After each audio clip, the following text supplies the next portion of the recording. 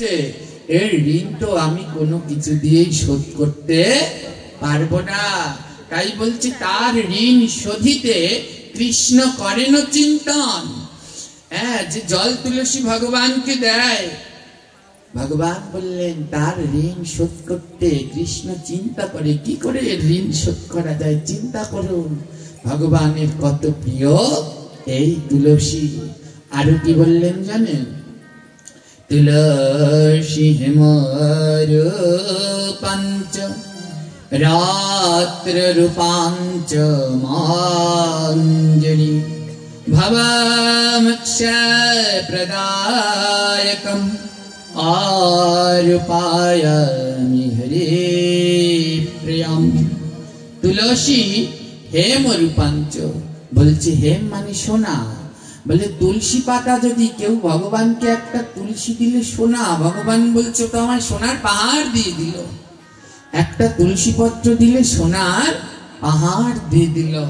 তাই তুলসী হেমরূপাঞ্চ রত্ন রূপাঞ্চ মঞ্জরি। তুলসী সোনার থেকে রত্নের দাম আরো বেশি। বলে কেউ যদি মঞ্জরি দেয়, ভগবানের খুব প্রিয় তুলসীর মঞ্জরি। তাই ভোগের উপরে সব থেকে ভোগ শ্রেষ্ঠ না ভগবানের? তাই ভোগের উপরে কার স্থান রয়েছে? ভোগের ওই উপরে দিল তুলসী মঞ্জরি, পত্রেরও নয়, সেখানে মঞ্জরিকে অধিকার দিলে। তাই ভজনের শ্রেষ্ঠ হলো মঞ্জরি। হ্যাঁ, যারা মঞ্জরি স্বরূপে ভজন করে তাদের ভজন শ্রেষ্ঠ। শ্রী গুরুকে শ্রী গুরু বলিবে তখন, মঞ্জরির ঘরে যখন বেচিবে তখন। মঞ্জরি স্বরূপ ভজন সর্বশ্রেষ্ঠ। গুরু তখন শ্রীগুরু হয়, গুরু তখন শ্রীগুরু হয় যখন তোমাকে মঞ্জরি স্বরূপ দীক্ষা প্রদান করবেন।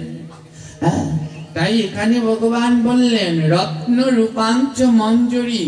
বলে রত্নের সমান হলো মঞ্জরি। হ্যাঁ, ভবমোক্ষ প্রদায়কম।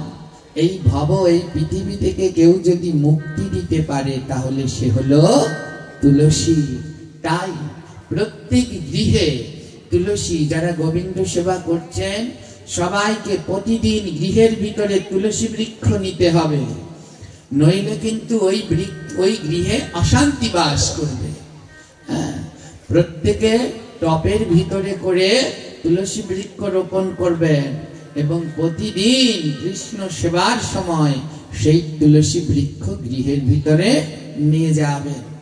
তুলসী বৃক্ষ ছাড়া যদি কৃষ্ণ পুজো করেন, ও পুজো কোনো কাজেই লাগবে না, ভগবান গ্রহণই করবেন না। কারণ ভগবানের তুলসী এত প্রিয় যে তুলসী ছাড়া ভগবান কোনো কিছু গ্রহণ করে না। তাই ভগবান বললেন তুলসী ছাড়া যদি তোমরা আমার 56 ভোগ 36 ব্যঞ্জন দাও, ও আমি গ্রহণ করব না। 56 ভোগ 36 ব্যঞ্জন বিনা তুলসী প্রভু এক না করে গ্রহণ। একটাও গ্রহণ করবে না যদি তুমি তুলসী না দাও। তাই প্রতিদিন গৃহের ভিতরে তুলসী বৃক্ষ অবশ্যই নিয়ে যেতে হবে। হ্যাঁ, তাই আজ যারা হরিকথা শ্রবণ করবেন, ওমা এটা খুবই বেশি কঠিন, তুলসীকে প্রতিদিন গৃহে নেওয়া কি বেশি কঠিন? প্রত্যেকে ঘরের দরজার সামনে টপে করে, যদি টপ কিনে নিতে পারেন একটা টপ কিনে নিবেন। যদি সামর্থ্য না থাকে তেল তো কিনেন, ওই তেলের বোতল কেটে নিয়ে তার ভিতরে লাগিয়ে, তবু লাগিয়ে সবার ঘরের দরজার সম্মুখে যেন বৃন্দাজি থাকে। তিনি ভক্তি দেবী, দরজার সামনে যদি ভক্তি দেবী দাঁড়িয়ে থাকে, কারো কোনো বাপের সাহস নেই ঘরের ভিতরে অশুভ অলক্ষী কোনো কিছু প্রবেশ। তাই যার গৃহের সম্মুখে বৃন্দাজি রাখা আছে তার আর কোনো ভয় নেই। আর যার গৃহের সামনে বৃন্দাজি রাখা নেই তার গৃহে অনাবরত অলক্ষী অসুখ বিসুখ রোগ শোক প্রবেশ করতেই থাকবে। তাই সবাই স্ব গৃহের সম্মুখে বৃন্দাজিকে রাখুন এবং যখন সন্ধ্যা আরতি করবেন, সকালবেলায় ভগবানের সেবা দেবেন, বৃন্দাজির টব গৃহের ভিতরে নিয়ে যাবেন। আর বৃন্দাজির টব যখন গৃহের ভিতরে নিয়ে যাবেন, বৃন্দাজিকে যখন গৃহে নিয়ে যাবেন, আপনার গৃহ আর গৃহ থাকবে না, আপনার গৃহ তখন সমস্ত তীর্থে পরিপূর্ণ হয়ে যাবে।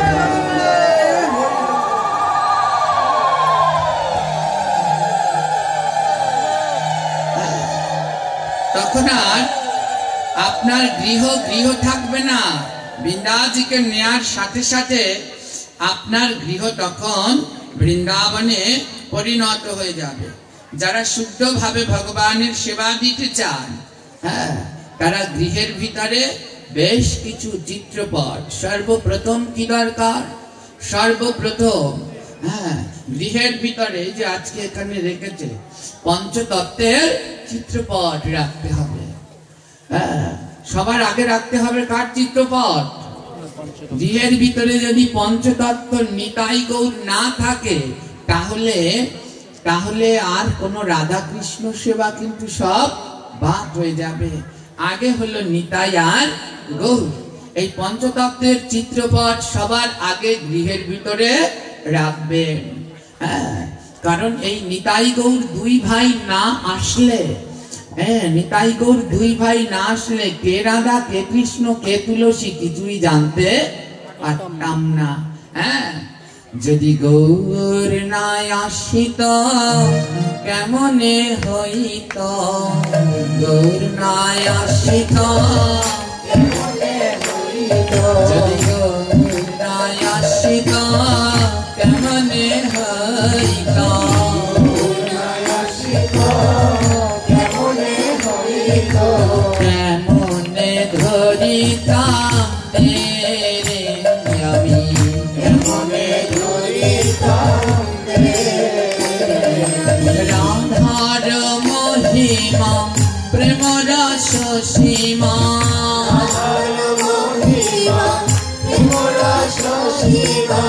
জগতে জানা তোকে রে, জগতে জানা তোকে রে, কে জানা তো, কে জানা তো, কে জানা তো, কে জানা তো, রাধার মহিমা প্রেম রস সীমা, রাধার মহিমা প্রেম রস সীমা, কে জানা তো, কে জানা তো, গৌর নাই আসিত কে জানা তো, গৌর নাই আসিত কে জানা তো, নিতাই নাই আসিত কে জানা তো, নিতাই নাই আসিত কে জানা তো। এই রাধা কৃষ্ণ যে গেছিল, যদি নিতাই গৌর দুই ভাই না আসতো, এই পঞ্চতত্ত্ব অবতীর্ণ না হতো, তাহলে কেউ জানতেই পারতাম না কে রাধা কে কৃষ্ণ কি গোবিন্দ সেবা। তাই আমাদেরকে যারা শিখালেন তাদের পুজো হলো সবার আগে। তাই গৃহের ভিতরে সবার আগে রাখতে হবে এই পঞ্চতত্ত্বের চিত্রপট।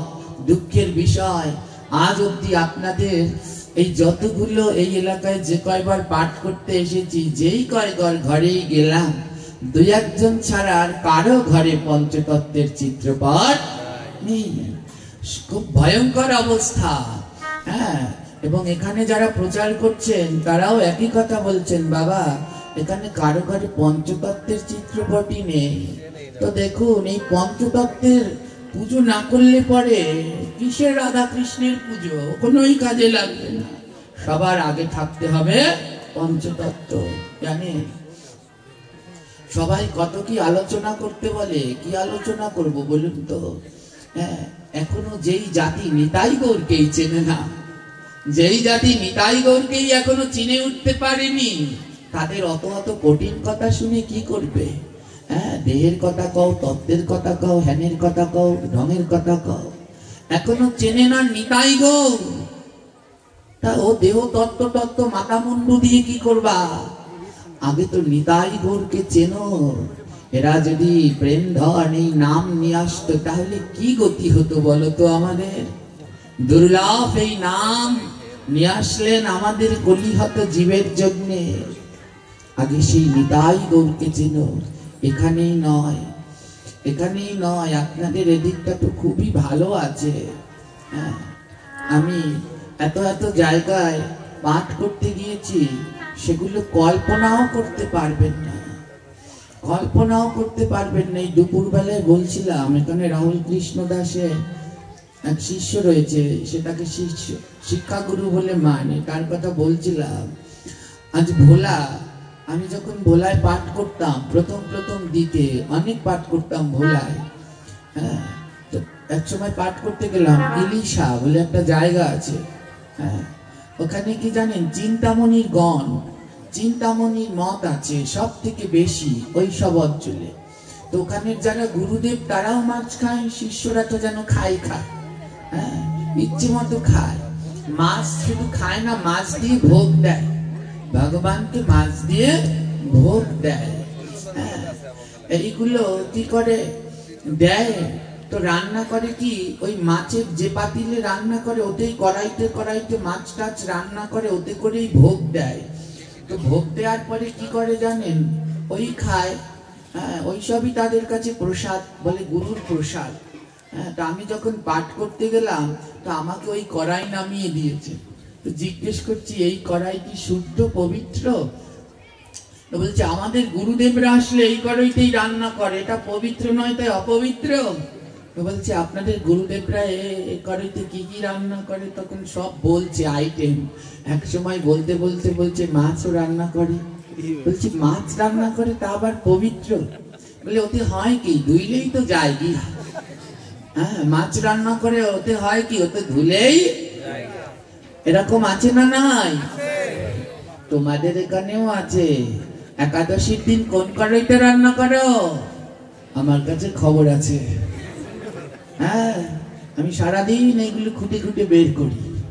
হ্যাঁ, এইখানেও একাদশীর দিন এত কষ্ট করে একাদশী ব্রত পালন করো, কিন্তু রান্না করো যেই কড়াইতে এমনি রান্না হয়, ওই মাছ আদি যা তরকারি রান্না করো, সেই কড়াই ধুয়ে ওই কড়াইতেই একাদশীর দিন আবার রান্না করো। একাদশী কিন্তু হচ্ছে না, সাবধান। যারা একাদশী করেন, একাদশীর জন্য আলাদা কড়াই রাখবেন। একাদশীর দিন সেই কড়াইতে রান্না করবেন, ওই কড়াইতে অন্য কোনো রান্না নয়। হ্যাঁ, আপনারা এখানে অনেকে এখন একাদশী ব্রত পালন করছেন, কিন্তু যারাও করছেন এত কষ্ট করে করে ভস্যে ঘি। হ্যাঁ, এত কষ্ট করে ব্রত পালন করে সবজি রান্না করছেন, তা আবার সেই মাছের কড়াইতে। একাদশী কিন্তু হচ্ছে না। ওই যে কয় করে সব মুখ কালা হয়ে গেছে। হ্যাঁ, যে কয়জনে করেন এখন মুখ টুক কালা হয়ে গেছে, আম সত্তার মতো এতটুকু। হ্যাঁ, দেখাবো, আঙুল দিয়ে দিয়ে দেখাবো। আদৌ কি জানেন, আমি জানি টানি না। আমরাতে কোনটাতে একটা ঢিলা মারলাম, হ্যাঁ, কিন্তু লেগে গেল। বুঝতে পেরেছি এই সমস্যা এখানেও আছে। হ্যাঁ, তো আন্দাজে কোনটাতে একটা দিলাম, ঢিল লেগে গেল। হ্যাঁ, গল্প শুনবে। এক লোক কি করছে জানেন তো, এক লোক নিজেকে খুব পণ্ডিত ভাবে, প্রচুর পণ্ডিত, ওদিকে জানি না কিচ্ছু জানি না।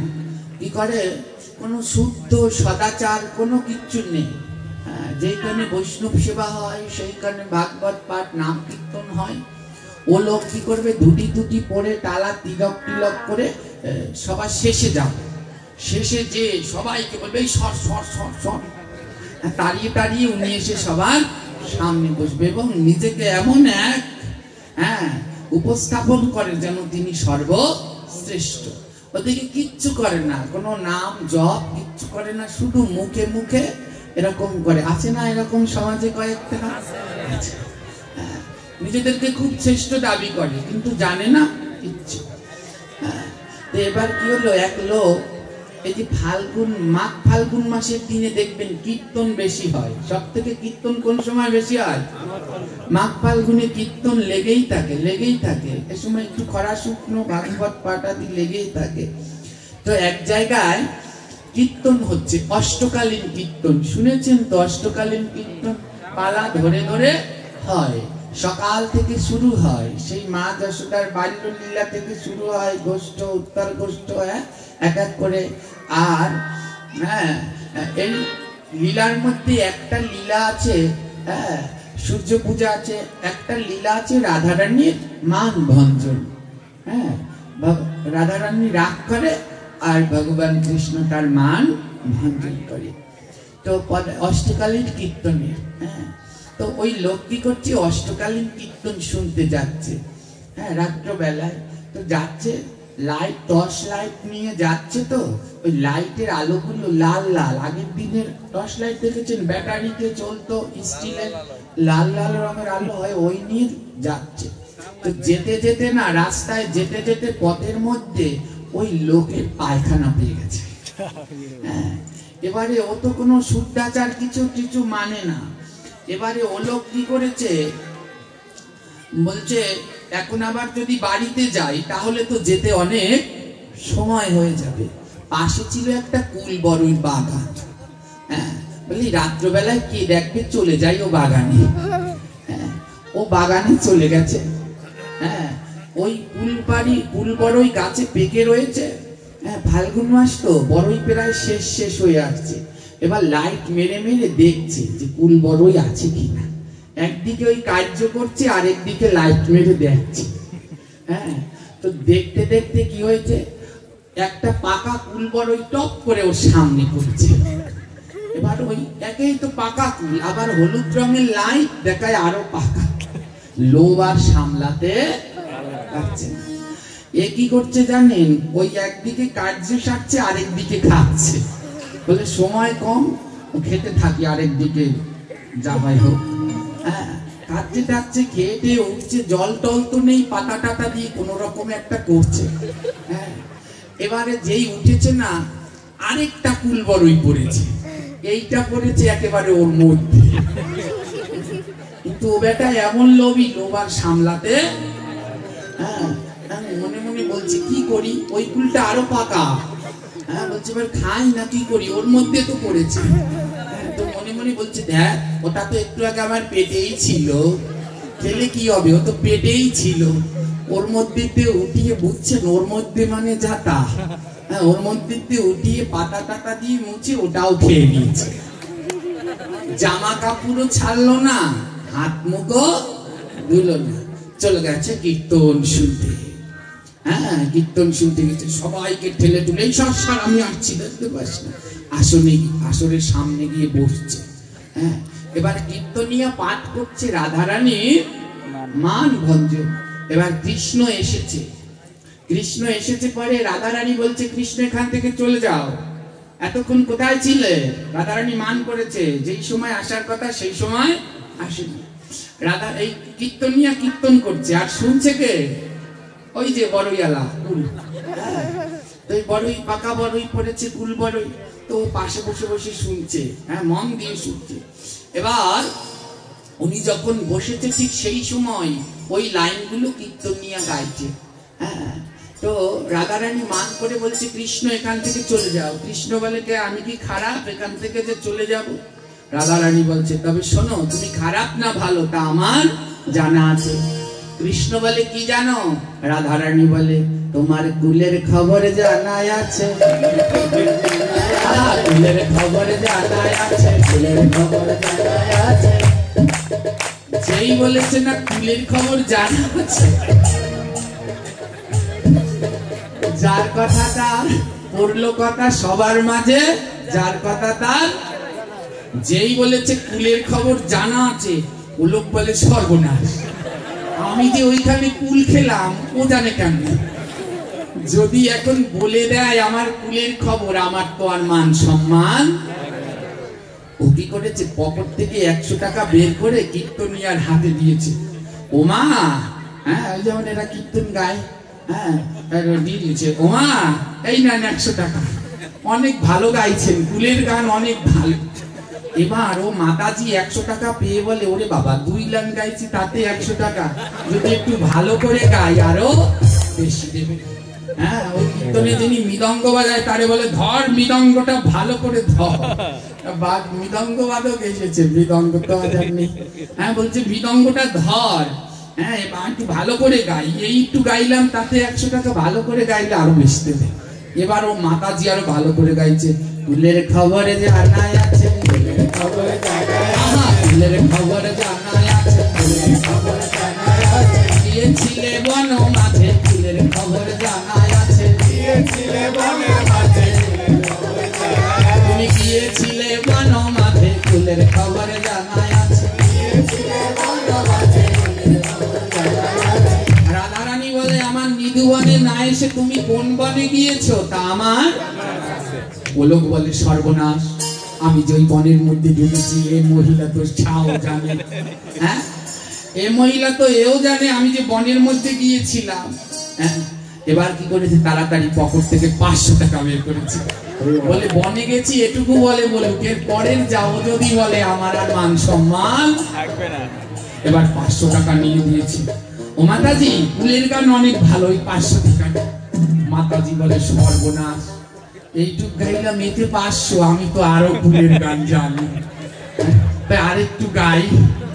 এবার যারা কাজ জুড়ি আছে সবাইকে বলে কায়দা মতো বাজা। এবার এমন কুলের গান গাবো, এইটুকুতে 500 দিল, আমি তো আরো জানি, তা আরো গাই। এবার সব মিলে লাফিয়ে চাপিয়ে বলছে কুলের খবর জানা আছে, গিয়েছিলে বাগান মাঝে, কুলের খবর জানা আছে, কুলের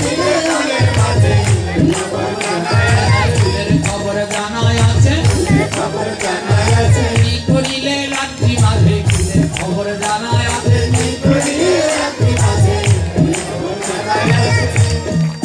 বলে সর্বনাশ, আমি দিনের বেলায় কুল চুরি করে খাই, সে মনে হয় এতক্ষণ বুঝছি সেই, এখন যেই বলছে রাত্রি মাঝে তার মানে একটু আগের কথাও জানে। হ্যাঁ, ও লোক বলছে একটু আগের কথাও তাইলে জানে। ও কি করেছে, পকেটের মধ্যে যত টাকা আছে সব নিয়ে ও মাতাজির মুখের মধ্যে ঠেসে পড়েছে। ওরে মা, আর কুলের গান গাইস না, অনেক গাইছো আর। এবার ও মাতাজি তো ওনার কুলের খবর কোনোটাই, সে গেছে কৃষ্ণের কুলের কথা। তো আপনাদের দশাও হলো সেই। একাদশীর দিন কে কে ওই মাছের কড়াইতে রান্না করে না দেবো আমি জানি, দিয়েছি বলে আপনাদের কুলের খবর গেছে বের হয়ে। তাই একাদশীর দিন কোন সময় ওই মাছের কড়াইতে রান্না করবেন না, তাহলে কিন্তু একাদশী হবে না। ওই ভোলায় যখন আমি প্রথম পাঠ করতে যাই, প্রথম দিকে, তখন ওই মাছের কড়াই দেওয়া হলো জানেন আমাদের রান্নার জন্য। এই 2 ভাই আমরা যেতাম, তখন আমরা বলছি যে এই কড়াইতে আমরা কিছুতেই রান্না তো দূরের, পাওয়া তো দূরের কথা, রান্নাও করবো না, ধরবো। তখন বাজার থেকে নিজেরা গিয়ে সিলভারের কড়াই কিনে এনে ইট দিয়ে চুলা, ইট পেতে, তারপরে হাতা খুন্তিও নেই, কারণ ও সমস্ত ভাষায় সব হাতা খুন্তি গুলো অপবিত্র। কি করেছি জানেন, ওই বাঁশের টনি কেটে তারপরে এক সিদ্ধ করে কলা পাতায় করে খেয়েছি। এত যন্ত্রণা সহ্য করেও প্রচার করতে হয়েছে।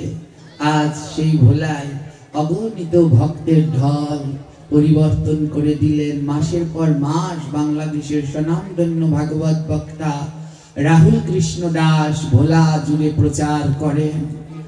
আজ সেই ভোলার কি অমূল পরিবর্তন কল্পনাও করতে পারবেন না। তাই শুদ্ধ ভক্তগণ যেখানে যেখানে যায়, সেই স্থান শুদ্ধ কৃষ্ণ ভক্তে পরিণত হয়।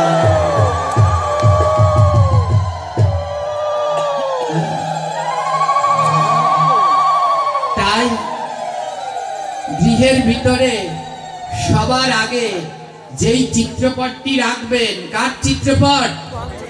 পঞ্চতত্ত্বের চিত্রপট সবার আগে থাকতে হবে। কত ঘটনা বলবো আপনাদের কাছে, এখনো পঞ্চতত্ত্ব চেনে না। আমি বেশি বরিশাল অঞ্চলেই, দক্ষিণ অঞ্চলের দিকেই বেশি পাঠ করি, দক্ষিণের জেলাগুলোর দিকে, বরিশাল, পটুয়াখালী, জালকাঠি, পিরিজপুর, ওইসব দিকে বেশি আমার প্রচার প্রোগ্রামগুলো করি। তো আমাদের বরিশালের নদীর ওপারে একটা জায়গা আছে, নাম হলো কাউয়ারচর। নাম শুনেছেন? কাউয়ারচর। হ্যাঁ, ওখানে পাঠ করতে গেলাম। আমি যে এলাকায় যে যে গ্রামে পাঠ করতে যাই তা আপনারা কল্পনাও করতে পারবেন না। এত গ্রাম গ্রামে আমি যাই, কত নদী খেয়া পার হতে হয় আমার। হ্যাঁ, সেই চর দ্বীপ ওই সমস্ত জায়গায়। হ্যাঁ, তো আমার গুরুদেব একদিন একটা কথা বলেছিলেন। হ্যাঁ, কোনো কেউ একজন বরিশালে বসে গুরুদেবের কাছে বলেছিল হ্যাঁ যে আমি পাঠ করি। তখন বলার পরে গুরুদেব বরিশালে বসে আমায় ডাক দিয়েছে, কিরে তুই নাকি পাঠ করিস? শুনে আমার গায়ে কম্প উঠেছে, থরথর করে কাঁপছি, কি না জানি আজ আমায় কি বলে। আমি হ্যাঁ না কিছুই বলতে পারছি না। আমি ভেবেছি আজকে বোধহয় আমি শেষ, জানি না তো শাস্ত্রের সব, যাই তো পাঠ করতে। তখন গুরুদেব একটা কথা বলেছিলেন, পাঠ করো ভালো কথা, কিন্তু শোনো, যেইখানে সাধু আছে সেইখানে তোমার যাওয়ার দরকার নেই, যেইখানে সাধু নাই সেইখানে যাও, গিয়ে অসাধুদেরকেও সাধুতে পরিণত করে। গুরুদেবের এই আদর্শ, এই বাণী মেনে যেন সারা জীবন চলতে পারি, তাই আজও চেষ্টা করি সেই সেই জায়গাগুলোতে যাওয়ার জন্য, যেখানে গেলে অন্যদেরকে কিছু শিখাতে পারবো। হ্যাঁ, ওই কাউয়ারচরে যখন পাঠ করতে গিয়েছিলাম তখন আমার এই ভাই সব জায়গায় গেলে রান্না করে, ও রান্না করে ভোগ লাগাবে। তো ভোগ যখন লাগাবে তাদের একটা ঠাকুর ঘর হলো নৌকা দিয়ে বানিয়েছে। নৌকা, একটা বিশাল ছোট একটা নৌকা, ওই নৌকার মধ্যে সব ঠাকুর রাখা। হ্যাঁ, যত ঠাকুর আছে কোনো বাদ নাই, দুর্গা, কালী, শিব, মনসা, কোনো বাদ নাই। চাঁদ সূর্য তারাও আছে, বুঝেন? চাঁদ সূর্য বেশি বলতে পারবো না। হ্যাঁ, চাঁদ সূর্য সবই আছে নৌকায়, কিন্তু আসল জিনিস একটা রাধা কৃষ্ণের ছবিও নেই, আর একটা পঞ্চতত্ত্বের ছবিও। আমি জিজ্ঞেস করছি ভাইকে, ভাই ভোগ লাগানো হয়েছে? তো বলছি ভোগটা দেবো কাকে? দেখে যাও, এত বড় ঠাকুর ঘর, একটা পঞ্চতত্ত্ব নেই, একটা রাধা কৃষ্ণ। বরিশালের ভাষা তো। আমি জিজ্ঞেস করছি, ও মাতাজি আপনাদের ঘরে পঞ্চতত্ত্বের ছবি নেই? তো উনি ওনার ভাষায় বলছি পঞ্চতত্ত্বের ছবি নেই। উনি বলছে হেডা আবার কি? পঞ্চতত্ত্বকে চেনে না? বলছে হেডা আবার কি? বরিশালের ভাষা, সেটা আবার কি? তো এবারে আমার ভাই বলছে, আরে পঞ্চতত্ত্ব চিনেন না? একটা ছবির ভিতরে যে 5 জন থাকে। তো উনি বলছে, ও এইবার বুঝছি, কাকো কথা কম, ওই ইসকনের বেড়ারা আইছে, আইয়ে দিয়ে গেছে, ওই যে 5 গো বেড়া তুসকাইয়ে দাঁড়াইয়ে রয়েছে, হ্যাঁ কথা কম। বরিশালের ভাষায় বলছে, বলে 5 গো বেড়া তুসকাইয়ে দাঁড়াইয়ে রয়েছে, হ্যাঁ কথা কম। আমরা বলছি হ্যাঁ, হ্যাঁ কথাই কই আছে? বলে হয় ওই ইসকনের বেড়ারা আইয়ে দিয়ে গেছে। জানেন, আজ প্রত্যন্ত এলাকাগুলোতে যারা যারা প্রচার করছে, হ্যাঁ, একটা সময় একাদশী কি জানতো না, পঞ্চতত্ত্ব কি জানতো না, তুলসী বিন্দাজি কি জানতো না। আর যারা এগুলো প্রচার করে দিয়েছে, যদি সবাই বলতে বাধ্য হবে, সেই সংগঠনটির নাম হলো ইসকন। হ্যাঁ, আজও এইখানে সেই তুলসী আরতি বসে বসে হচ্ছিল। কোনো একজন এসে সবাইকে শিখালেন, না বসে বসে নয়, দাঁড়িয়ে দাঁড়িয়ে করতে হয়। এত ভাগবত পাঠ কই, আমরা তো একবারও এগুলো শিখাচ্ছি না। এগুলো তো প্রাথমিক ধারণা। শুধু পাঠ শোনো, কান্দাকাটি করো, কোলাকুলি দাও, খিচুড়ি খাও, বাড়ি যাও। বাদ দাও সব, কিছু তো শেখো, কিছু তো শেখো। একটা জিনিস ভালো লেগেছে জানেন, প্রথম দিন পাঠে মালার কথা বলেছিলাম, জপের মালার কথা। আমাদের কাছে 22 ছড়া জপের মালা ছিল। এই একদিনে 22 ছড়া জপের মালা সব নিয়ে গেছে। আরো আজ অনেকজন জপের মালা নিতে এসেছিল, কিন্তু আর আমাদের কাছে আজকে নেই। খুব ভালো লাগছে যে 22 জন তো জপ করবে, আগ্রহ করে আরো আসছে। হ্যাঁ, ওই মাতাজি তার কি ননদ মেয়ে সবাইকে বুঝাচ্ছে আসো জপ করো, ওদের মনে আগ্রহ, ওরা জপ করবে। হ্যাঁ, এই মাতাজি এত ভাগবত শুনে আমি তো জানি না জপ করে না, তাহলে মাতার সব কটা ফাটাই দিতাম। আজকে এসেছে, অতি তাড়াতাড়ি জপ শুরু করো, কারণ মালা জপ ছাড়া আর কোনো। আমরা যারা প্রচার করি আমাদের এটা মানতেই হবে যে এই জপ, এই নিতাই গৌর, পঞ্চতত্ত্ব, তুলসী, তুলসীর মালা, এগুলো যারা প্রচারে বিশেষ অগ্রগণ্য ভূমিকা পালন করছে সে হলো বাংলাদেশে ইসকন। হ্যাঁ, আজ কি হলো জানেন, ওই মাতাজি বলছে হ্যাঁ ইসকনের বেটারা আইয়া ওই এক দিয়ে গেছে। হ্যাঁ, তা আমি জিজ্ঞেস করছি সে ছবি কি করেছেন, সে ছবি কই? বলে অর্ধেক করে কি 5 গো বেটা তিসকেই দাঁড়াই রয়েছে, অর্ধেক কি করে? আমি তো বলছি রাখছেন কই? মাথার তলে ধুইছি, খাটের নিচে তোষকের তলে মাথার তলে ধুয়ে দিছি। তো যে খাটটায় আমাদের শুতে দিয়েছে, ও বাবা আমি দৌড়ে গিয়ে দেখি সত্যি সত্যি সে তোষকের নিচে ছবি রেখে দিয়েছে। বলি সর্বনাশ! চিন্তা করুন, এই যুগে এসেও তারা এখনো নিতাই গৌর চেনে না, বলে অর্ধে হরে কি। হ্যাঁ, তো কি অবস্থা, তো কি ভাগবত, কি তত্ত্ব বলবো, কি দেহতত্ত্ব বলবো, এখনো যদি আমাদের এই নিতাই গৌরকেই না চেনা হয়। তাই গৃহের ভিতরে সবার আগে রাখবেন পঞ্চতত্ত্বের চিত্রপট, গুনবেন। শুদ্ধভাবে ভগবানের সেবা দিতে হলে কয়টি চিত্রপটের প্রয়োজন? তারপরে দ্বিতীয়তে রাখবেন রাধা মাধবের চিত্রপট, তৃতীয়তে রাখবেন জগন্নাথ বলরামের চিত্রপট, চতুর্থতে রাখবেন নৃসিংহদেবের চিত্রপট, পঞ্চমে রাখবেন সরগোস্বামীর চিত্রপট। সরগোস্বামী সবাই সরগোস্বামীর চিত্রপট এটা গৃহের মাঝে রাখবেন। আমার এখানে নেই। তারপরে সরগোস্বামীর চিত্রপট, আর কি রাখবেন? বৃন্দাজি। যাদের গৃহে প্রতিদিন অনেকে শহরে থাকেন, বৃন্দাজি রাখতে পারছেন না, যদি বৃন্দাজিকে না রাখতে পারেন, তাহলে বৃন্দাজির চিত্রপট আছে, এই বৃন্দাজির চিত্রপট নিয়ে রাখবেন। তবু বৃন্দাজিকে রাখতেই হবে। বৃন্দাজি গৃহের ভিতরে নিতে পারছেন না, লাগানোর কোনো জায়গা নেই, বাসা বাড়ি ভাড়া করে থাকেন, বৃন্দাজির চিত্রপট রেখে চিত্রপটে আরতি দেখাবেন, তারপরে পরিক্রমা করবেন, বৃন্দাজির চিত্রপট রাখবেন। তাহলে কটা হলো?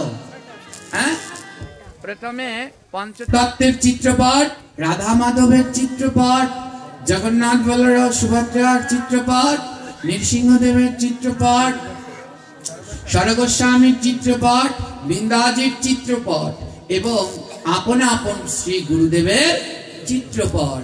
এই কয়টা হলো? এই 7টা চিত্রপট অবশ্যই গৃহের মধ্যে রাখা একান্ত দরকার। এবং যারা সংসারী আছেন, তারা রাখবেন লক্ষ্মী নারায়ণের চিত্রপট। লক্ষ্মী পুজো করেন যারা, তারা লক্ষ্মী নারায়ণের চিত্রপট রাখবেন। এবং দামোদর মাসে অবশ্যই রাধা দামোদরের চিত্রপট। এই 9 চিত্রপট, এই 9টি চিত্রপট ঠাকুর ঘরে থাকার পরে তারপরে যা যা রাখেন কোনো অসুবিধা নেই। কিন্তু এই 9টি চিত্রপট যদি না থাকে তাহলে আপনার কিন্তু পূর্ণাঙ্গ সেবা হলো না। তাই সবাই গৃহের ভিতরে এই 9টি চিত্রপট রেখে পরম্পরা মেনে, উঁচু খালি আলিতালি রাখলেই হবে না, রাধা কৃষ্ণ নিচে আর বাবা লোকনাথ তার মাথার উপরে। ও যে রেখেছে সেও নরকে যাবে, আর যারা দেখবে তারাও নরকে যাবে। তাই সাবধান। আর ঠাকুর ঘরগুলো ঠিক করতে হবে। ঠাকুর ঘরগুলো সবার সিংহাসনগুলো ঠিক নেই। সব সিংহাসনগুলো মাটিতে রাখা, একটা ইট পেতে তারপরে ঠাকুরের সিংহাসনগুলো রাখা, বসে বসে সেবা করছেন, এটাও অপরাধ। ভগবানের বিগ্রহ, ভগবানের সিংহাসন রাখতে হয় কোমর সমান উঁচুতে। কতটা উঁচুতে রাখতে হয়? কোমর সমান। ওই যে নিচে রাখছেন, সিংহাসন নিচে আর আপনি ঘুমাচ্ছেন ভগবানের মাথার উপরে। কি কো কাকি, কোথায় যাবা? হ্যাঁ, এমন করা যাবে না, অপরাধ। একবারও ভাবছো না ভগবান নিচে আর আমার খাট ভগবানের থেকে উপর? হ্যাঁ, আমি যেই সব কোনো ঘরে এরকম দেখি আর দ্বিতীয়বার ওঠে যাই, এই মহা পাপ। কি হচ্ছে জানেন? নিচে ভগবানের বিগ্রহ রাখলে ভগবান আপনার চরণ দেখছে। যখন আপনি হাঁটছেন ভগবান আপনার চরণ দেখছে। যখন আরতি করবেন, যদি সিংহাসন নিচে রাখা থাকে, আরতি করলে ভগবানের মুখ দেখতে পাবেন? কিছুতেই পাবেন না। আর ভগবানের সিংহাসন যেটার উপরে রাখেন, ওকে সিংহাসন বলেন তো আপনাদের এখানে, বা ঠাকুর ঘর, ওটা যে রাখেন, ওটা যদি কোমর সমান উঁচুতে রাখেন, তাহলে আরতি করলে ভগবানের বদন দেখতে পাবেন না পাবেন না? পাবেন। আর যদি মাটিতে রাখেন, একটা ইটের উপরে করে দেখতে পারবেন? পারবেন না। মহাপাপ হয়। ভগবানের সেবা বিগ্রহ রাখতে হয় কোমর সমান উঁচুতে। তাই ওই সিংহাসন গুলো একটা টেবিল বানিয়ে ওই কোমরের উপরে উঁচু করে টেবিলের উপরে রাখতে হবে, নইলেই অপরাধ। সব থেকে বড় অপরাধ কি জানেন? প্রথম অপরাধ, ভগবান আপনার চরণ দেখবে কিন্তু আপনি ভগবানের চরণ বদন দেখতে পারবেন না। ওই ঘরের ভিতরে সিংহাসন, হাঁটছেন চলছেন, ভগবান আপনার চরণ দেখতে পাচ্ছে। আর যদি সিংহাসনটা কোমর সমান উঁচুতে থাকে, ভগবান আপনার বদন দেখবেন। হ্যাঁ, আর কি হলো জানেন? ওই ঘরের ভিতরে হাঁটলে পায়ের ধুলা ঘরের মেঝে পড়ে না পড়ে না মায়েরা? যখন বাতাস, ফ্যান, এই যে পাখা ছেড়ে দেবেন গরমকালে, ওই ধুলাগুলো উড়বে না উড়বে না? যদি সিংহাসনটা মাটিতে রাখা থাকে, তাহলে ধুলা গিয়ে কার গায়ে পড়ছে? আর যদি সিংহাসনটা কোমর সমান উঁচুতে থাকে, হ্যাঁ, ধুলা অত দূরে যেতে পারবে? আর নিচে থাকলে উড়ে গিয়ে ভগবানের গায়ে লাগবে। চিন্তা করুন, যদি আমাদের পায়ের ধুলা ভগবানের গায়ে লাগে, তাহলে সেই পাপের ক্ষমা হবে না, হবে না। তাই প্রত্যেকের ঘরে ঠাকুর ঘরগুলো একটা টেবিল বানিয়ে সেই টেবিলের উপরে রাখবেন। এবং ভগবানের সেবা বসে বসে দিতে নেই, ভগবানের সেবা দাঁড়িয়ে দাঁড়িয়ে দিতে হয়, দাঁড়িয়ে দাঁড়িয়ে দিতে হয়। ছোটবেলায় স্কুলে যাননি? স্কুলে গেলে সেই সময় যখন ক্লাসে স্যার আসতো, বসে থাকতেন? কি করতেন? দাঁড়িয়ে পড়তেন। আমাদের ওই সময়টা অনেক ভালো ছিল। হ্যাঁ, শিক্ষকদের যতটুকু সম্মান করতাম। আর এখনকার এমন ভয়ঙ্কর পরিস্থিতি, শিক্ষকদের আর কোনো সম্মান নেই। হ্যাঁ, স্কুলে ক্লাসে যখন স্যার আসে, তখন বসে থাকতে নেই, দাঁড়িয়ে পড়তে হয়। বলে ক্লাসের স্যারের জন্য যদি দাঁড়াতে হয়, জগতের যিনি স্যার, তার সেবা কি করে বসে বসে দাও? তাই ভগবানের সেবাও দাঁড়িয়ে দাঁড়িয়ে দিতে হয়। এই বসতে বসতে এখন আমাদের এমন অবস্থা হয়েছে, এখন আর বসলে উঠতে পারি না। আমাদের মায়েরা ভাগবত শুনতে যায়, আগে খোঁজে মোড়া কোথায়, চেয়ার কোথায়, এলান দেওয়ার জায়গা কোথায়। হ্যাঁ, ভগবানের সেবা দাঁড়িয়ে দাঁড়িয়ে দাও, নইলে এই ব্যায়াম ছাড়বে না। বিধি যে মানে না, ব্যাধি তাকে ছাড়ে না। বিধি মানছো না, তাই ব্যাধিও ছাড়ছে না। এই বিধিগুলো পালন করার চেষ্টা করো। ভগবানের সেবা দাঁড়িয়ে দাঁড়িয়ে দেওয়ার চেষ্টা করো। দাঁড়িয়ে দাঁড়িয়ে আরতি করবে, ভগবানের আরতি দাঁড়িয়ে দাঁড়িয়ে, শৃঙ্গার আদি দাঁড়িয়ে দাঁড়িয়ে করবে। যে কোনো শুদ্ধ ভক্তের গৃহে যাবেন, যে কোনো শুদ্ধ মন্দিরে যাবেন, ভগবান কি অমন নিচে রাখা দেখেছেন? সব জায়গায় দেখবেন বেদি এইখানে উঁচু, উঁচুর উপরে ভগবানের বিগ্রহ রাখা। মন্দিরে গেলে দেখবেন। আর শুদ্ধ ভক্ত যারা নিত্য প্রসাদ পায়, তাদের বাড়িতে গেলেও দেখবেন ভগবান নিচে নেই, উঁচু জায়গায় রাখা। হ্যাঁ, তাই সবাই রাখবেন। হ্যাঁ, এইভাবে ধীরে ধীরে পরিবর্তন করতে হবে। আমাদের প্রতিদিনই ভাগবতের মধ্যে কিছু কিছু শিখতে হবে, যেন এই অপরাধগুলো আমরা না করি। হ্যাঁ, অনেকে মনে মনে বলবেন, এতদিন জানতাম না, ভালোই আছে, এখন জানি আবার লেডা। হ্যাঁ, তো শুনুন, পাপ পাপই পাপ, জেনে করলেও পাপ আর না জেনে করলেও পাপ। যারা জানছেন তারপরেও যদি করেন তাহলেও পাপ, আর যদি না জেনে করেন তাহলেও পাপ। মা পারবেন না? ঠাকুর ঘরগুলো উপরে উঠাতে পারবেন না? বলুন পারবেন? হ্যাঁ, ভগবানের জন্য, নিজেদের জন্য যদি খাট পালং কিনে আনতে পারি, একটা পড়ার টেবিল এনে ওর উপরে সিংহাসনটা উঠাতে পারবো না? পারবো কিনা? হ্যাঁ, দাঁড়িয়ে দাঁড়িয়ে ভগবানের সেবা দিবেন। ভগবান ভক্তিতে সন্তুষ্ট। হ্যাঁ, মনের ভিতরে এই ধারণা রাখতে হবে যেন আমার চরণের ধুলা গিয়ে ভগবানের গায়ে না লাগে। পারবেন? কে কে পারবেন হাত তুলুন তো, একটু দেখি কার কার মনে সাহস। জয় নিতাই, জয় জয় শ্রী নিতাই গৌর প্রেমানন্দে। হরে হরে